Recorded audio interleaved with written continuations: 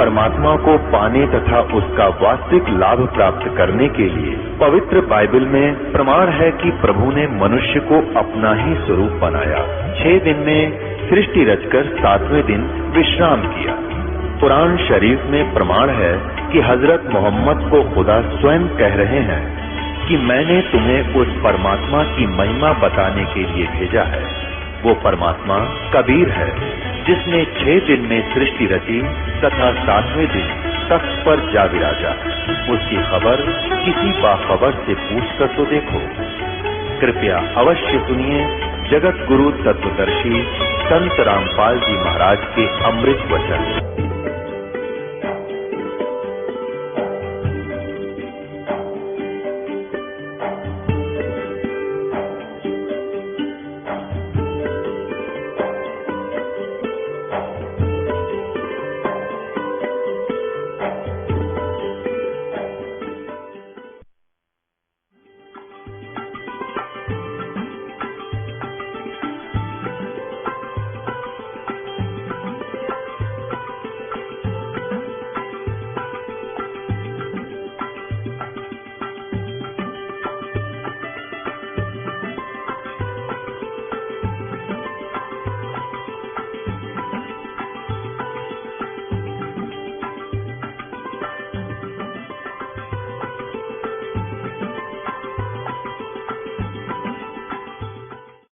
अब रावण ने गुरुजी की आज्ञा का पालन करते हुए, उनकी बात को सत्य मानते हुए इतना सैक्रिफाइस कर दिया कि अपना यहां से काट के, यहां से अपनी तलवार से ऐसे काट कर उसके चरणों में समर्पित कर दिया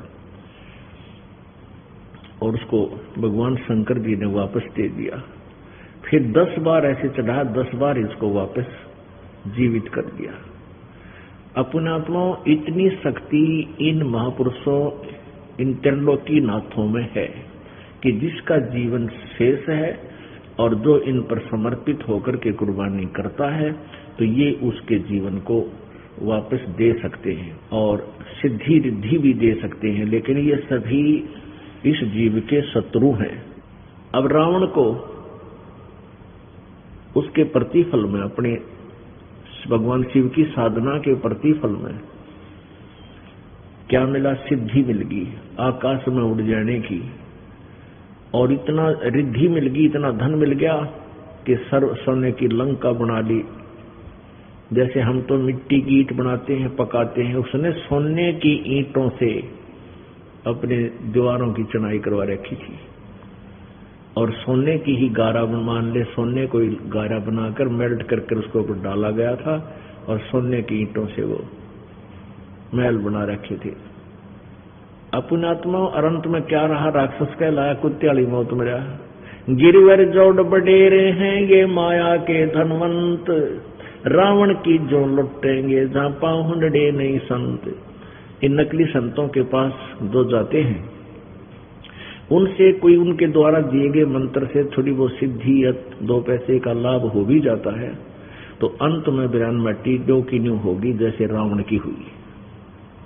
संत का अर्थ एक ही है, जो यथार्थ ज्ञान देता है और जिसके पास पूरा समाधान हो, आदेश हो, अधिकार हो नाम देने का। इस पृथ्वी पर वर्तमान में इस दास के अतिरिक्त किसी के पास भी नाम दान का अधिकार नहीं है और ना ही होगा जब तक ये दास है, क्योंकि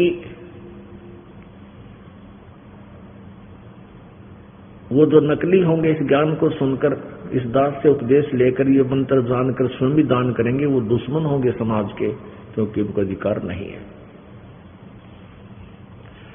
जहाँ महिमा है संत की चरण कमल से हेत, जुगन जुगन उर्म रखो द्रुपर लाग संकेत।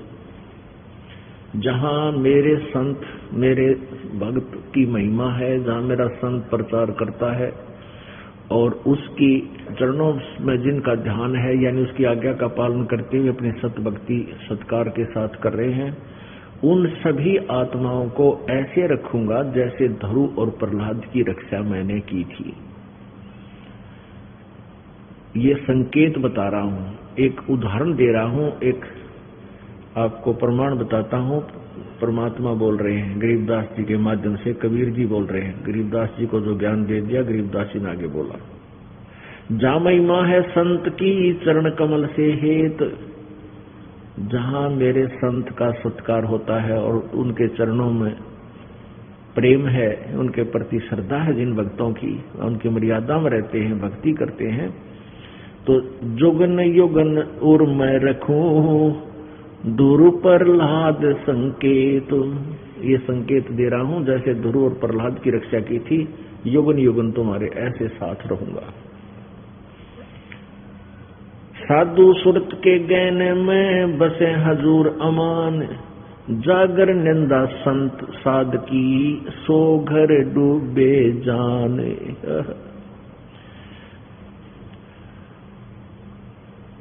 संत जिस घर में संत की निंदा होती है, यानी ऐसे संत को कोई निंदा करता घर बैठ के, उन घरों का तो नाश समझो, उनका विनाश हो जाएगा, वो डूब जाएंगे। लख छल छिद्र मैं करूं अपने संतों का, लख छल छिद्र मैं करूं अपने संतों का, अरणक से पूजो मार हूं नरसिंह धर हूं साज। स्वर्ग पतालों सकल में आप कबीर है राम, नरसिंह होकर अवतरे है प्रहलाद भक्त के काम। जादन की महिमा सुनो ताम गौन करंत, वो तो नगर अमान है जहां मेरे प्यारे संत। अब पुण्यात्माओं, अभी तक हम ये कहा करते थे विष्णु जी ने प्रहलाद की रक्षा की, मीराबाई की रक्षा की, ध्रुव की रक्षा की। नहीं, रक्षा भी परमात्मा कबीर जी यानी परम अक्षर ब्रह्म ही कर सकते हैं, दूसरे नहीं कर पाते। परंतु भक्ति की आस्था हमारे हृदय में बनाए रखने के लिए परमात्मा कबीर जी लीला करते हैं। परमेश्वर कबीर जी का उद्देश्य था किसी प्रकार ये मानव समाज परमात्मा में आस्था बनाए हुए और इस बिचली पीढ़ी तक पहुंच जावे। सतयुग, त्रेता, द्वापर और अब कलयुग। कलयुग की यह बिचली पीढ़ी है। अब ये भक्ति मोक्ष काल है, ये मोक्ष काल है। तो यहां तक लाने के लिए परमात्मा ने कोई भी भक्त किसी भी इष्ट की पूजा करता था और उसका पूर्व संस्कार था, उसके जो पूर्व संस्कार के आधार से उनकी रक्षा करने के लिए भी परमात्मा स्वयं जाते थे। और उनकी आस्था जिस इष्ट में होती है, जैसे कोई विष्णु जी का उपासक है, जैसे प्रहलाद विष्णु जी का उपासक था, नरसिंह रूप धारण करके प्रभु पूर्ण परमात्मा परम अक्षर ब्रह्म गए, वो उत्तम पुरुष गए और हिरण्यकशिपु को मार के फिर विष्णु रूप धारण किया, क्योंकि उस प्रहलाद की आस्था विष्णु जी में थी। और यदि कबीर रूप धारण कर लेते तो प्रहलाद नहीं मानता थे, उस कितनी लीला कर दी थी। तो इसलिए फिर विष्णु जी की महिमा होगी कि विष्णु जी ने प्रहलाद की रक्षा की। कोई बात, जैसे गीता जी अध्याय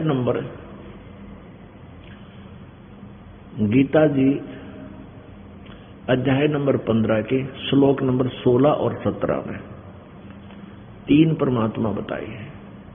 और गीता जी अध्याय नंबर 15 के 1 से लेकर 4 में क्या प्रमाण दिया है कि ऊपर को जड़ वाला, नीचे को तीनों गुण रूपी शाखा वाला, उल्टा लटका हुआ संसार रूपी वृक्ष है। और जो संत इस वृक्ष के सभी पार्ट्स को, सभी विभागों को भिन्न भिन्न बताता है, स वेदवित, वो वेद के तात्पर्य को जानने वाला है, वह तत्वदर्शी संत है। जिस तत्वदर्शी संत के विषय में चौथे अध्याय के 34वें श्लोक में पवित्र गीता जी में कहा है, उस तत्वदर्शी संत की पहचान बताई है कि जो सभी parts of the body of tree, इस वृक्ष के सभी पार्ट्स के बता देगा, अलग अलग बतावेगा, वह वेदवित है, वो वेद के तात्पर्य को जानने वाला है, वो तत्वदर्शी संत है।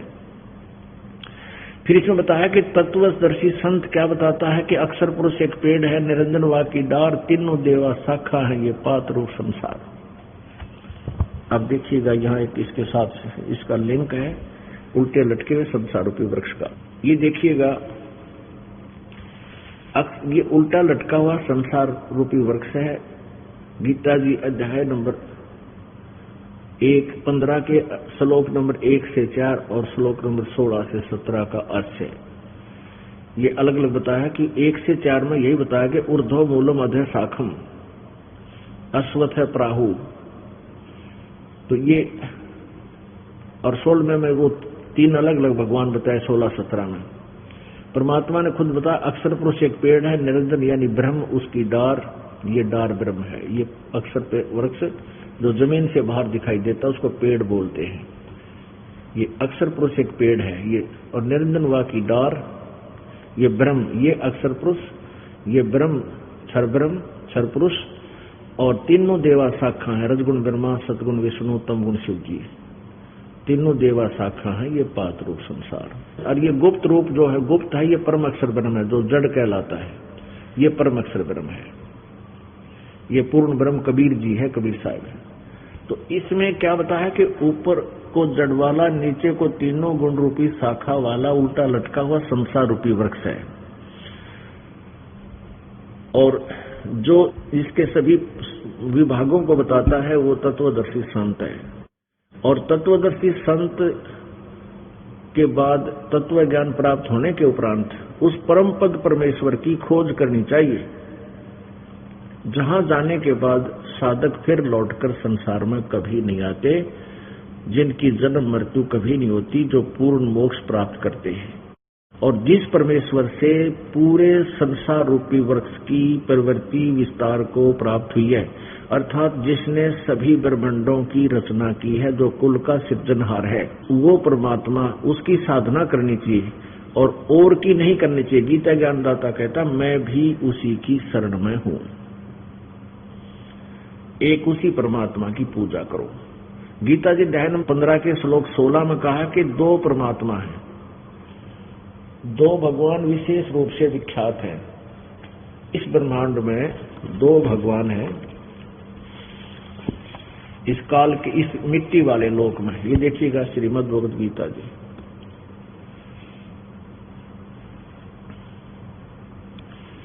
और गीता प्रेस गोरखपुर से प्रकाशित है। जयदयाल गोविंद का इसके अनुवादक है, जयदयाल गोविंद का। और यहां देखो इसके अध्याय नंबर 15 के श्लोक नंबर 16-17 में आपको दिखाते हैं।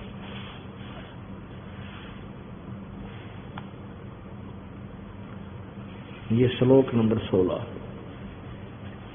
इसमें कहा कि दिवौ इमौ पुरुषौ लोके क्षरय च अक्षरः एव च क्षरय सर्वाणि भूतानि कुटस्थ अक्षरः उच्यते।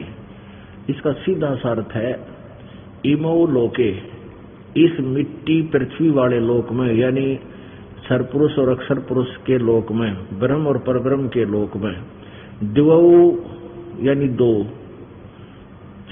इमौ माने इस, लोके माने लोक में, दिवौ माने 2, पुरुषो माने पुरुष, 2 भगवान हैं, एक क्षर पुरुष एक अक्षर पुरुष। क्षर पुरुष ये ब्रह्म है, अक्षर पुरुष ये परब्रह्म है। एवं और इसी प्रकार इन दोनों के लोकों में, मिट्टी वाले लोक कहलाते हैं, नासवान लोक हैं। सर्वाणी भूतानी, ये सभी स्थूल शरीर युक्त जितने प्राणी हैं वो सब नासवान है। क्षर माने नासवान, और कटुष्ठ माने आत्मा, जीवात्मा, अक्षर माने अविनाशी, उच्चते माने कही गई है, जिसका मरण ना हो। यह देखिए इन्हीं का अनुवाद। इस संसार में नासवान और अविनाशी भी ये 2 प्रकार के पुरुष माने प्रभु हैं। ये 2 प्रकार के इस संसार में नासवान और अविनाशी भी ये 2 प्रकार के पुरुष माने 2 प्रकार के भगवान हैं। इनको क्षर पुरुष और अक्षर पुरुष भी हम लिख सकते हैं। और संपूर्ण प्राणियों के शरीर तो नासवान है और जीवात्मा अविनाशी कहा जाता है, तो अंडरस्टूड है। अब 17 में कहा कि उत्तम पुरुष तो अन्य,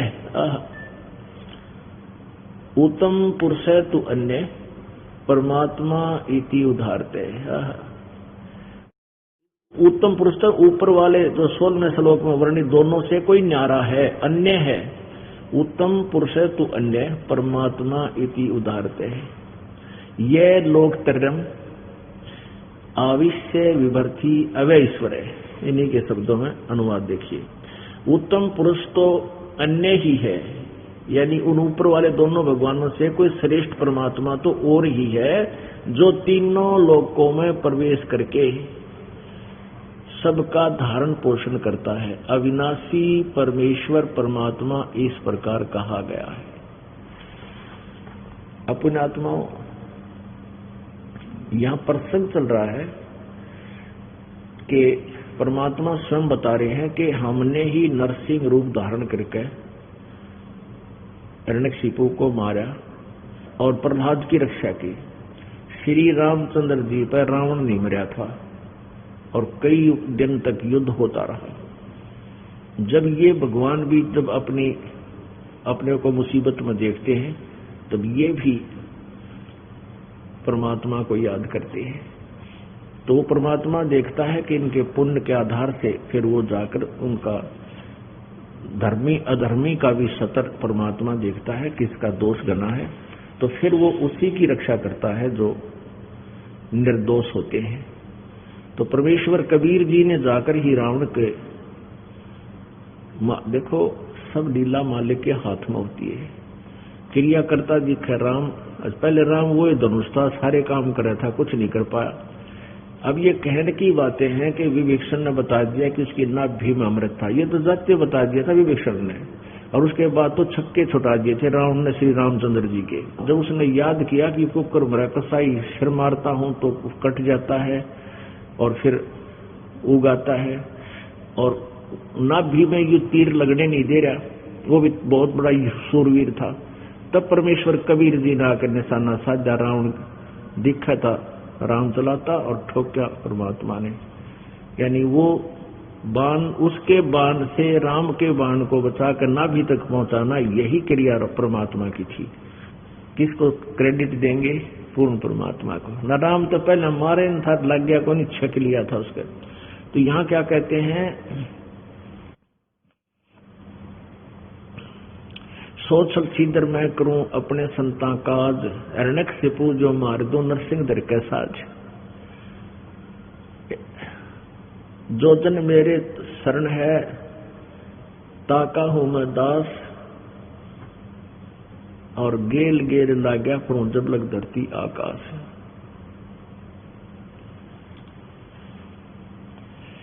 अब यहाँ ये दास ये समझाना चाहता था कि ये जो परमात्मा परम अक्षर ब्रह्म ही सारे काम करता, तीनों लोक में प्रवेश करके, जैसे मूल से आहार पूरे वृक्ष को प्राप्त होती है, ऐसे ही पूर्ण परमात्मा ही सभी प्राणियों के सब कार्यों को वही संपूर्ण करता है, और कोई सक्षम है ही नहीं। इति सिद्धम। जहां जन की महिमा सोनो ताम, स्वर्ग पतालों सकल में आप कबीर है राम। नरसिंह होकर अवतरे प्रहलाद भगत के काम। जहां जन की महिमा सोनो ताम गवन करंत, वो तो नगर अमान है जहां मेरे प्यारे संत। आपने ऋग्वेद मंडल नंबर 9 और सूक्त नंबर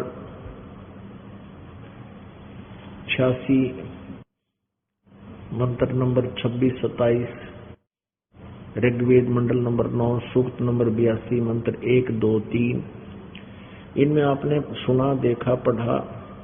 कल रात को कल दिन में आपको दिखाया था कि वो परमात्मा जहां भी धार्मिक अनुष्ठान, यथार्थ भक्ति मार्ग जहां प्रचार किया जाता है, कहते वो चलकर वहां शीघ्र बिजली जैसी गति से उस स्थान पर परमात्मा पहुंच जाते हैं और वहां पर विद्यमान रहते हैं। लेकिन हम नहीं देख सकते उस परमात्मा को, वो साकार होते हुए भी हमारी आंखों से ओझल होता है, क्योंकि उसको देखने के लिए हमें दिव्य दृष्टि की आवश्यकता होती है।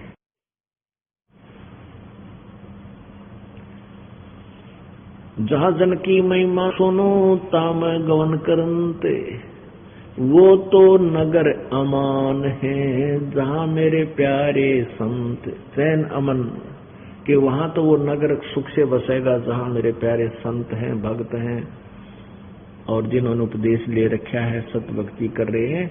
उस नगरी में उन भक्तों को कहते हैं कोई दुख नहीं होने दूंगा, उस नगरी को भी नहीं होने दूंगा।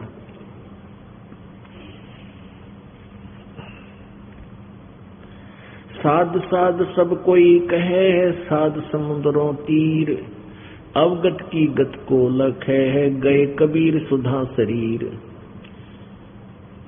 संत सकल के मुकुट में साईं साध समान, बड़ भागी वे हंस हैं जिनकी संतों नाल पहचान। संत सकल के मुकुट हैं साईं साधु जान, और बड़ भागी वो हंस हैं जिनके संतों नाल पहचान। क्या बताते हैं कि संत सकल के मुकुट हैं, शिरोधार्य हैं वो संत, मुकुट सिर पर रखा जाता है, कहते हैं यूं रखने जोगे हैं वो संत। और साईं साध समान, ऐसे संत, ऐसा भक्त, ऐसा संत गुरु तो परमात्मा के तुल्य होता है। साईं साध समान, वो साधु तो साईं यानी भगवान के तुल्य होता है।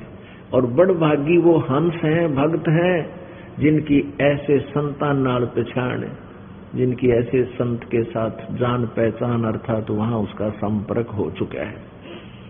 संत शिरोमणि बसत हैं चरण कमल भगवान, गरीबदास सतगुरु बिना हंस न पावे जान। गरीबदास जी कह रहे हैं कि सच्चे गुरु के बिना संत शिरोमणि बसत हैं और चरण कमल भगवान। वो संत शिरोमणि संत तो परम संत होते हैं, वो प्रभु के चरणों में रहते हैं। और जो समर्थ के चरणों में यानी रहता है उसका नौकर है, तो फिर वो उसका तो कल्याण होना ही होना है। और गरीबदास जी कह रहे हैं सतगुरु बिना हंस ना पावे जान, यानी वो सतलोक नहीं जा सकता।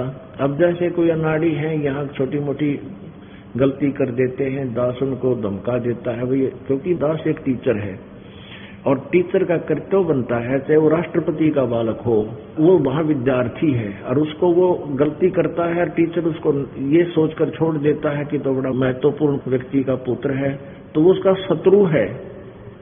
उसको आम बच्चे की तरह ट्रीट करना उसका परम कर्तव्य बनता है टीचर का, नहीं तो उसका भविष्य पर बिगड़ जाता है। तो ऐसे ये दास इस उद्देश्य से आप जी को, आप मेरे बच्चे हो, मेरे विद्यार्थी हो, चाहे कोई 60 साल का है, चाहे कोई 10 वर्ष का है, कोई 5 वर्ष का है, चाहे 20 वर्ष का है, चाहे, तो आप सभी विद्यार्थी हैं। और आपकी यहाँ आयु उसी दिन से प्रारंभ होती है जिस दिन से आपने नाम लिया है।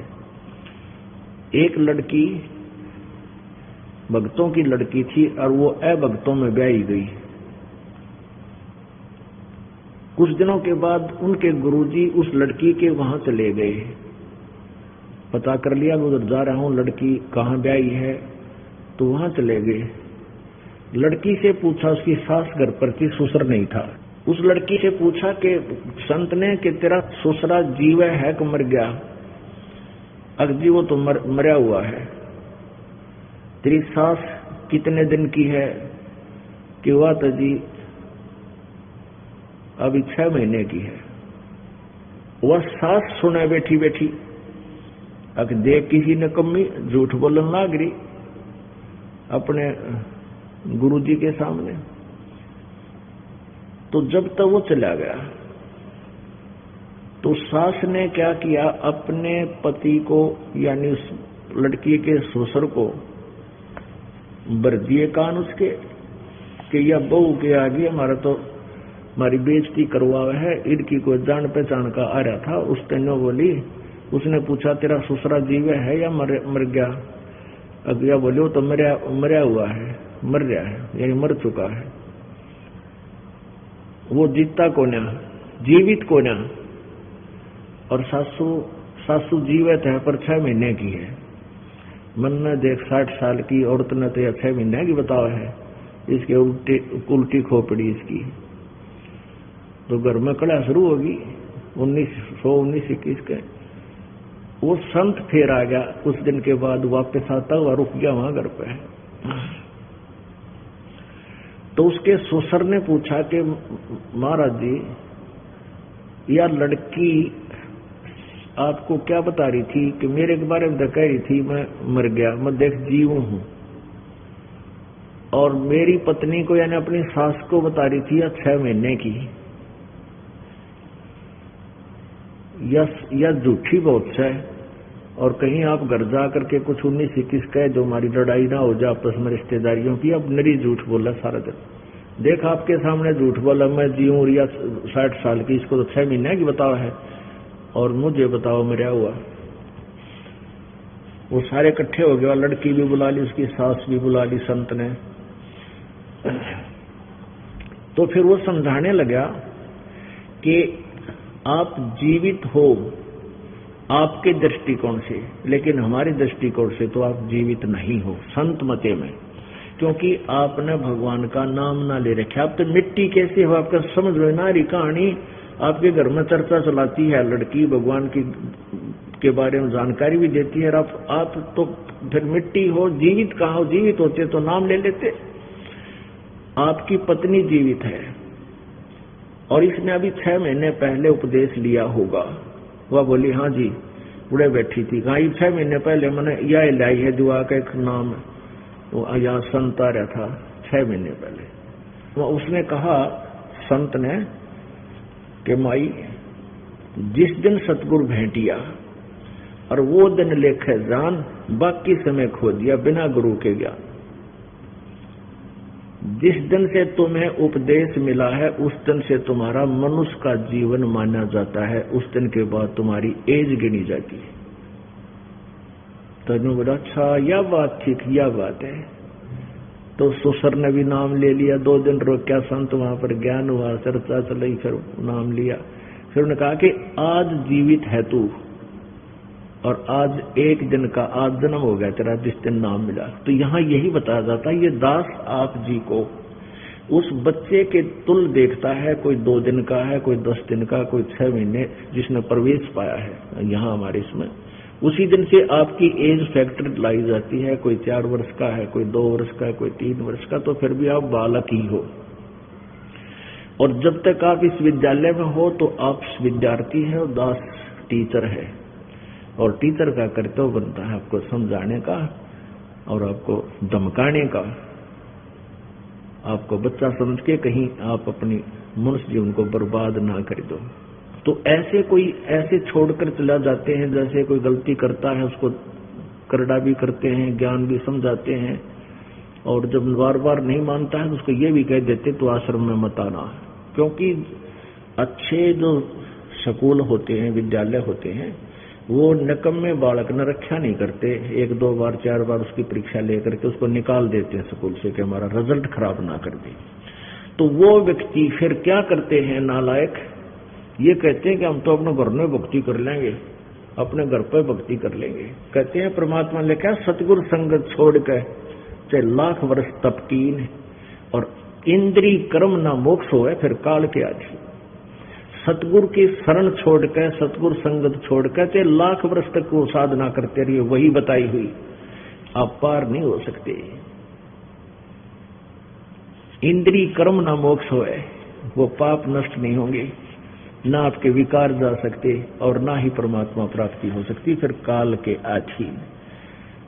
तो यहां वही बता रहे परमात्मा के संत शिरोमणि बसत है चरण कमल भगवान, गरीबदास सतगुरु बिना हंस न पावे जाने।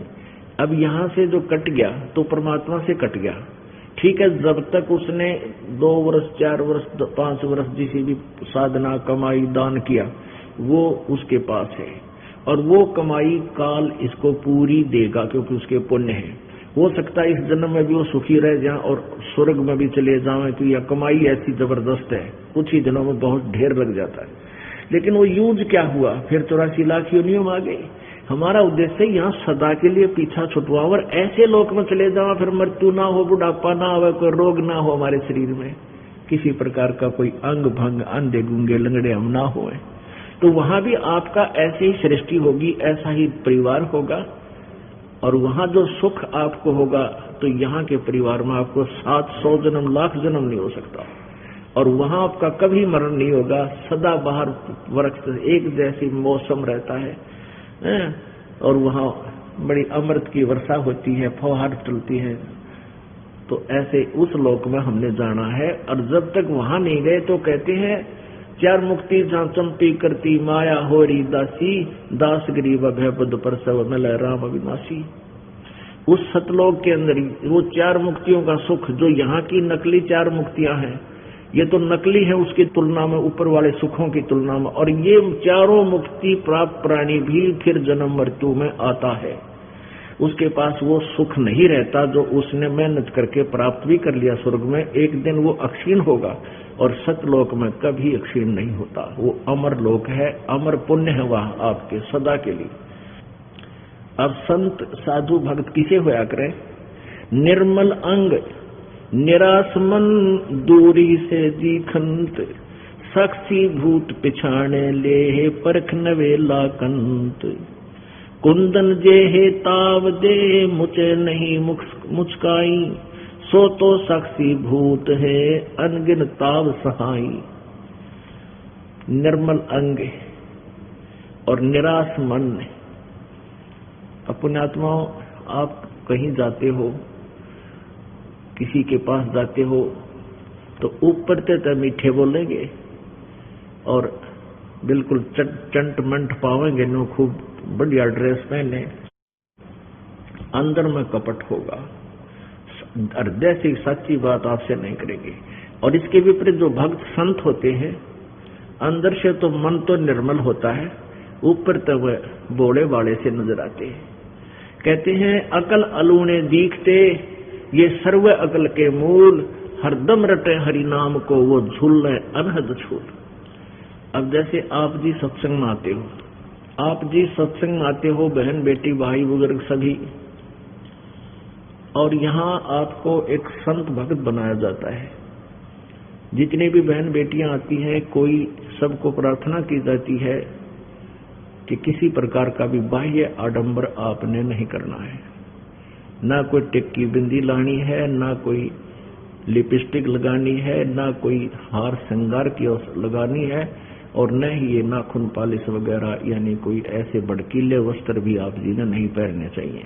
एक बहन कह रही थी कि मैं नौकरी करती हूँ ऑफिस में, और मैंने अब ये लिपस्टिक लगानी छोड़ दी, मेहंदी लगानी भी छोड़ दी, नेल पॉलिश भी छोड़ दी।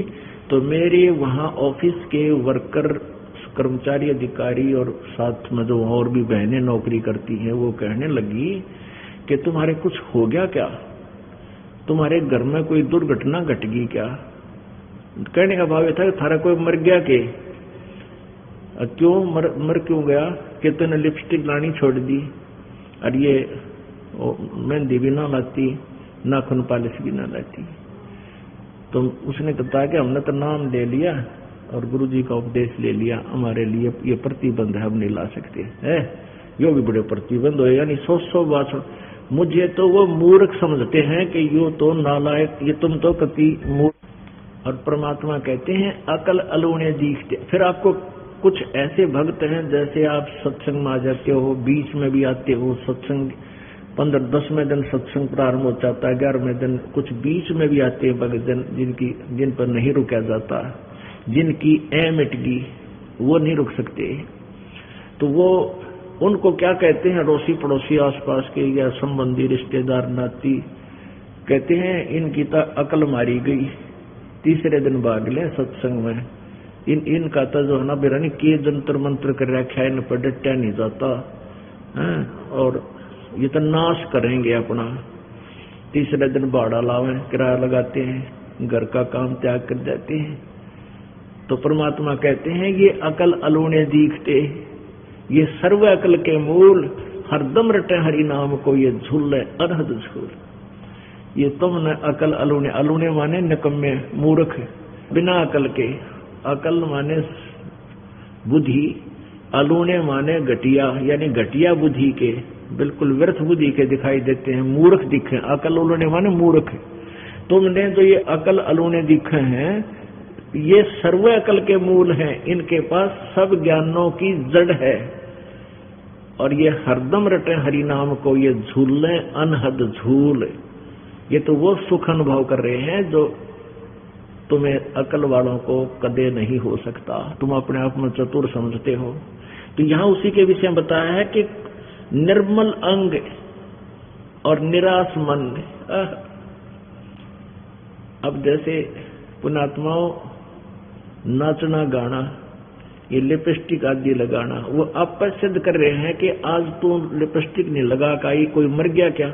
यानी कोई मृत्यु हो जाती है तो फिर ये ना लिपस्टिक लगाते, ना मेहंदी लाते, ना कोई त्योहार मनाते, ना नाखून पालिश लगाते। तो कहने का भाव ये है कि तुमने पक्का मान रखा था कोई मरे को नहीं, इसलिए तुम ये सारे फंड कर रही हो बहन बेटियां। तो हमें पहले ही पता है कि कभी भी बिजली गिर सकती है, फिर क्यों हम पहले ना लाते, जरूरत कोई नहीं। यहाँ पर भगवान ने वैसे शरीर बतेरा अच्छा दे रखा है, इसका सुंदरता इसकी है, जो भक्ति करे तो सुंदर है, ना तो काटने का को जा। राम रटत कोढ़ी बड़ा चू चू पड़े दो चाम, और सुंदर दे किस काम की जा मुख ना ही नाम। परमात्मा ने हमें सब ज्ञान दे दिया, इसलिए हमें यहाँ खुशी नजर क्या है कि नहीं आती। ईब इंसान दांतरे काट रहा है, नाचा है, कूद है, ब्याह हो गया, लड़के की शादी है, और कुछ देर पीछे संदेशा आ गया कि बारात एक्सीडेंट होगी और दूल्हा मर गया। कई बार देखते हैं समाचार पत्रों में, पहले दिन डांस की फिल्म आ रहे हैं उनके, अगले दिन वहां रोआ राट माच रहा है, वो लड़का मर गया। जैसे नानक साहब जी कहते हैं, ना जाने काल की कर डारे किस विध डल जा पासावे, और जिनाते सरते मौत खुड़क दी उनानो केड़ा हासावे। या एक सेकंड का भी भरोसा नहीं किसका किस पर बिजली गिर जा। ये पीछे देखो पोलैंड के पूरा कैबिनेट यानी पूरा मंत्रिमंडल राष्ट्रपति समेत जहाज में जावा था, 95 आदमी एक सेकंड में मृत्यु को प्राप्त हो गए, एरोप्लेन क्रैश हो गया। और उनकी कितनी उमंग थी, कितने ठाठ बाट थे। तो यहाँ पीछे ये आंध्र प्रदेश का मुख्यमंत्री, और उससे पहले ये हरियाणा के 2 कैबिनेट मंत्री हेलीकॉप्टर में पड़कर मर गए एक सेकंड में। तो यहाँ परमात्मा कहते ना जाने के बिजली गिर जाए, यहाँ पर ना जाने काल की कर डारे किस विध डर जा पासावे, और जिनाते सरते मौत खुड़क दी। और वह विधात्रे का डाड़ खुशी मनाओ, डरते नहीं काल से, भगवान नहीं बचते हैं, तो उनानो केड़ा हासावे। फिर क्या बताया है कि नानक जी से पूछा कि क्या आप कभी खुश नहीं होते, आप ऐसे ही रहते हो? कहते खुशी मैं खुश होता हूं जब मेरे शिष्य इस संसार से में जाते हैं सत्संग सुनकर, और फिर जो के तो वापस आ जाते हैं, उनसे डगमग नहीं होते। मुझे डर रहता है कि मेरी फसल में कोई कीड़ा ना लग जाए और वो खत्म कर दे मेरे पौधे को। और जब तुम वापस आ जाते हैं सभी ये संत भक्त मेरे, तो मुझे बहुत खुशी होती है। साध मिले साड़ी शादी होंदी, और विछड़ जाए दिलगिरी वे, अखते नानक सुनो जहाना मुश्किल हाल फकीरी वे। कहते हैं इस गंदे लोक में नकली संतों ने जनता को भ्रमित कर रखा। यहाँ पर फकीरी माने साधना भक्ति, या बड़ी मुश्किल होगी है। इन नकली संतों के झूठे ज्ञान से ये प्रभावित हो जाते हैं बच्चे, और यथार्थ ज्ञान से विचलित हो जाते हैं, फिर इनके ऊपर बहुत आपत्तियां आती हैं। ये जब मेरे भक्त मेरे पास आते हैं तो मुझे खुशी होती है, लेकिन हम इस खुशी को नाच के गा कर प्रकट नहीं करते, अंदर अंदर हमारे अंदर महसूस होता है। साध मैंने साड़ी शादी होंगी, और जब ये चले जाते हैं विछड़ जाए दिलगिरी वे, दिलगिरी मैंने दुख होता है। क्यों होता है? ये टेंशन बन जाती है कि कहीं इनको कोई भ्रमित ना कर दे और इसका जीवन बर्बाद हो जाए। बहुत प्यारी आत्मा का मुश्किल से रास्ता मिला है। तो अखदे नानक सुनो जहाना, या मुश्किल हाल फकीरी वे, फकीरी माने भक्ति साधना। कहते यह मुश्किल इसलिए होगी कि नकली संत गणे हो गए, ये बर्बाद कर देते हैं, भ्रमित कर देते हैं। तो यहाँ उसी का अंतर है कि निर्मल अंग निराश मन, अंदर तो आत्मा साफ है इनकी, और ऊपर तो ये सीधे कभी उदास से दिखाई देते भक्त।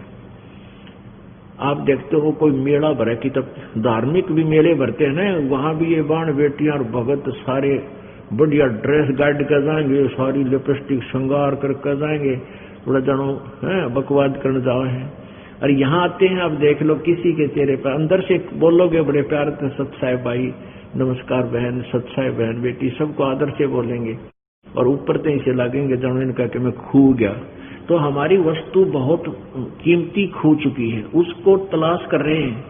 वो कौन सी की वस्तु है? वो परमेश्वर कबीर जी है, जिससे हम बिछुड़ गए हैं, और उसके पाने के लिए हम प्रयत्न कर रहे हैं।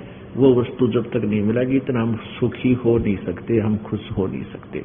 बोलो सतगुरुदेव सत साहिब। बंदी छोड़ भगवान कबीर साहब की असीम कृपा से ये चंद पुण्यात्मा सत्संग के लिए यहाँ पहुंच पाई।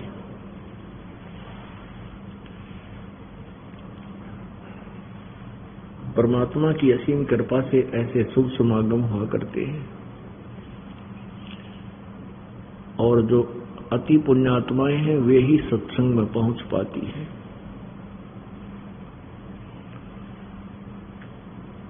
पुण्यात्माओं, धन्य आपके माता पिता जिनसे जन्म हुआ, ना जाने कौन से जन्म जन्मांतर के पुण्य आपके एकत्रित है, जिस कारण से आपको सतलोक आश्रम बरवाला का ये सत्संग पर सुलभ हुआ।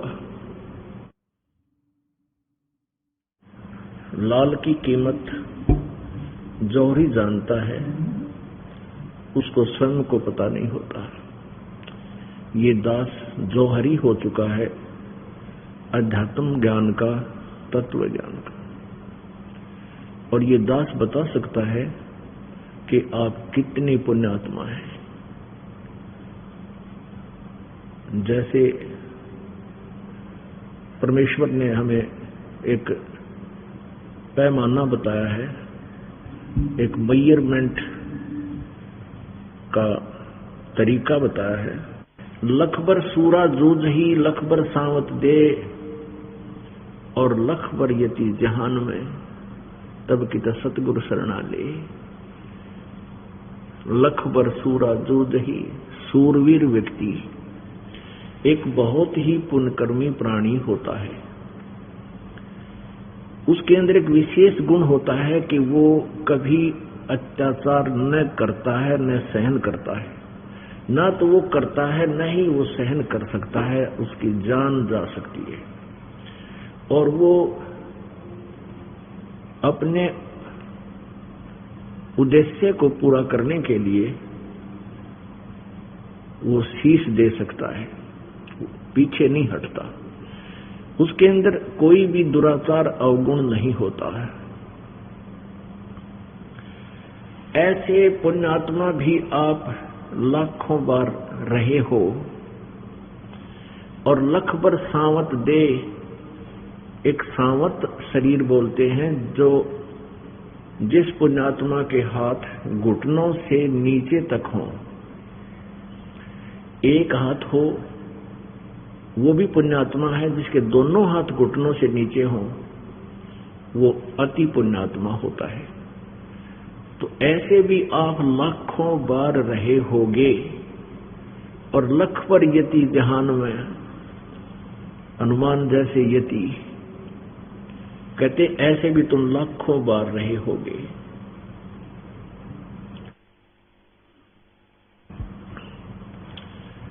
तब कहीं सतगुरु शरणा ले, तब परमात्मा आपको अपनी शरण में लेता है।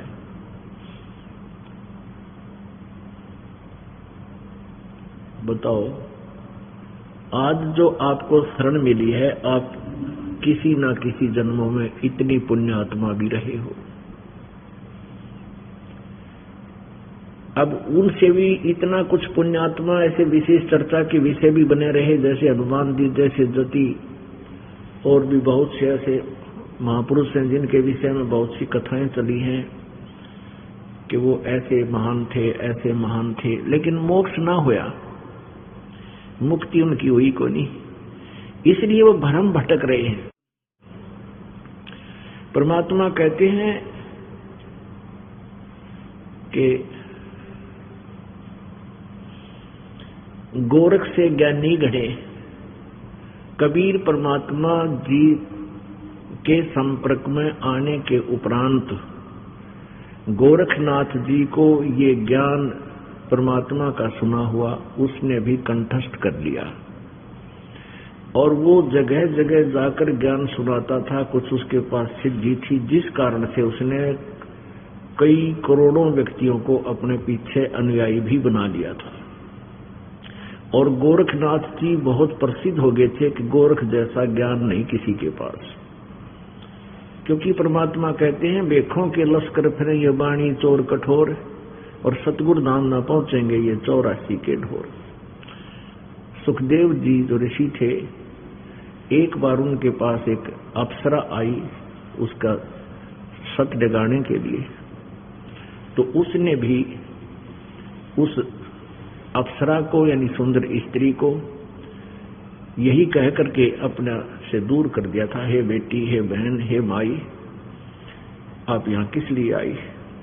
तो कहने का भाव यह है कि इस पॉइंट से सुखदेव जी की महिमा बहुत घनी होगी थी।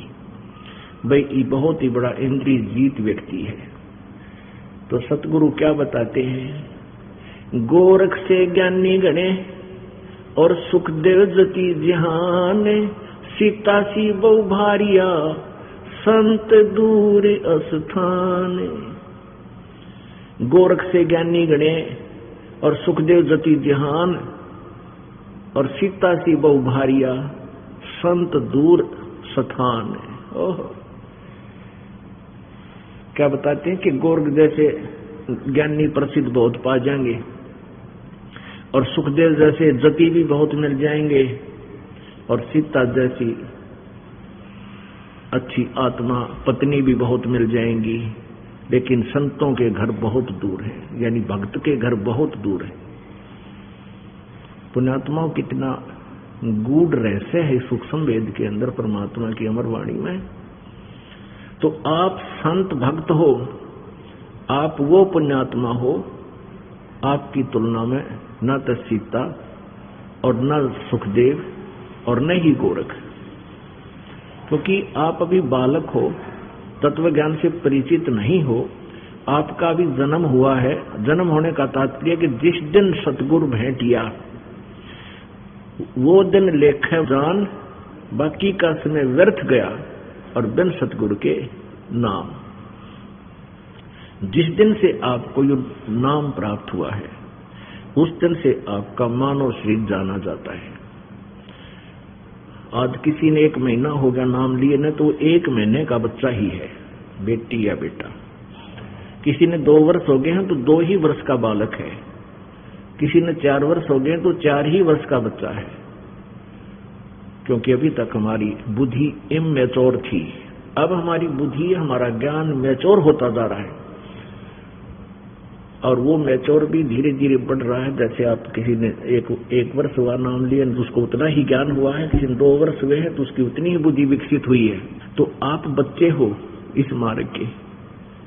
हमने इन सिद्ध पुरुषों की कथाएं सुनी थी, लेकिन ये भी मोक्ष नहीं प्राप्त कर सके। और परमात्मा के पाने के लिए एक विशेष कसक आपके अंदर होनी चाहिए, परमात्मा तभी मिलता है। कैसी कसक होनी चाहिए परमात्मा पाने के लिए, कितनी तड़फ बने। जब आपको ये ज्ञान हो जाएगा कि ये संसार में जो भी वस्तु है ये आपकी नहीं है, और इस ज्ञान से आपको ये भी विश्वास हो जाएगा, परमात्मा कहते हैं दृष्टि पड़े सो फना है, धर अंबर कैलाश, या कृत्रिम बाजी झूठ है, तुम सुरत समो श्वास। जो कुछ भी आपको दिखाई देता है ये सब नासवान है, 21 ब्रह्मांड भी नासवान है। दृष्टि पड़े सो फना है, धर अंबर कैलाश, धर माने धरती आसमान और ये कैलाश पर्वत जो शिव जी का धाम बताते हैं। और ये बनावटी बाजी, बनावटी सृष्टि है, ये नकली। अब तो आप पता लग गया है कि पृथ्वी कैसे है। पृथ्वी एक गेंद की तरह हवा में उड़ रही है, और ये स्वयं भी घूम रही है और ऐसे भी भाग रही है। सूर्य के चारों तरफ ये बहुत लंबा चौड़ा क्षेत्र तय करती है और इसकी बहुत स्पीड है, लाखों किलोमीटर प्रति घंटा की स्पीड से ये ऐसे दौड़ रही है और स्वयं भी पर अपने आप ये ऐसे भी एक चक्कर काट देती है 24 घंटे में। ऐसे भी ये 24 घंटे में एक पूरा चक्कर कर देती है और ऐसे भी भाग रही है। ये सभी लोक, ये ग्रह जितने भी हैं आपको दिखाई देते हैं। ये विष्णु का लोक, शिव का लोक, ब्रह्मा का लोक, स्वर्ग, महास्वर्ग, ब्रह्मलोक, ये सभी ऐसे हवा में चक्कर काट रहे हैं और इन सब का नाश होएगा एक दिन। केवल एक स्थान है सत्यलोक, उसका कभी विनाश नहीं होता। तो आपके हृदय में यह बात जच जाएगी कि हम ऐसे स्थान पर रह रहे हैं जब ये कभी भी विनाश को प्राप्त हो सकता है, और एक स्थान ऐसा है जो कभी नाश नहीं होता और वहां जाने के बाद मृत्यु नहीं होती। तो उसको पाने के लिए हाय हाय कैसी तड़प हो आपकी। अब आपको कुछ ऐसी कथाएं सुनाते हैं, फिर आपकी तुलना करेंगे कि आप कितने पुण्यकर्मी प्राणी हो, और आपको अब सहज में भक्ति मिल रही है क्योंकि आप पिछले जन्म जन्मांतर में ऐसी महान आत्मा रही हो। लेकिन सतगुरु ना मिलने से, सतगुरु मिले तो आपने उन पर विश्वास नहीं किया, कुछ दिन साधना की फिर छोड़ गए, उसके परिणाम स्वरूप आप भटकते रहे। अब कैसी कैसी प्रयत्न किए हैं परमात्मा पाने के लिए महापुरुषों ने, लेकिन उनको भगवान, किन को भगवान मिले और किन को ना मिले। जैसे प्रसंग चल रहा था सुबह भी और कल दिन में भी और शाम को भी, कि आपके अंदर अभी आप बालक हो, बिल्कुल बच्चे हो भगवान के मार्ग के, और आप दास से ज्ञान भी सुनते हो क्योंकि आप हमारे बच्चे हो गए, आपका यहाँ जन्म हो गया। क्योंकि दो प्रकार की सृष्टि बताई जाती है, संत बताते हैं, सतगुरु कबीर जी बताते हैं। एक तो बिंद से यानी माता पिता के संयोग से पुत्र पुत्री होती है, एक तो वो सृष्टि है, और दूसरे शब्द के पुत्र पुत्री होते हैं, शब्द वचन। तो आप जी जिस गुरु जी से उपदेश लेते हो, वचन के आप उनके पुत्र और पुत्री हो जाते हो। तो आप इस दास के बच्चे हो, आप इतने बालक हो कि ये सत्संग सुनते भी हो और आपको कोई नकारा भी नहीं है कि गुरुजी जो कह रहे हैं संत ये गलत नहीं बोल सकते, सही कह रहे हैं। और आपके अंदर जो दास कहना चाहता है, जो समझाना चाहता है, उसको कैच करने की बुद्धि इतनी मैच्योर नहीं हुई है, और उसको मैच्योर बनाने के लिए, उसका उत्थान करने के लिए ये रह रहकर आपको ज्ञान सुनाया जाता है। जैसे बालक छोटा सा होता है और वो जैसे पेन रखा हो कहीं पर, उसको उठाकर कहेगा पिताजी ये क्या है, पिताजी कहेगा पेन है। क्या पेन है, पेन है, पेन है बेटा या बेटी।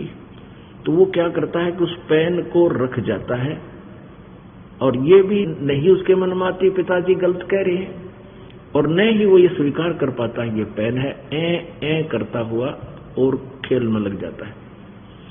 तो ये दास जो आपको घुमा फिराकर जहां ले जाना चाहता है, आप सुनते भी हो और आपके अंदर अभी ए नहीं मिटी है, वो ए नो की नो है।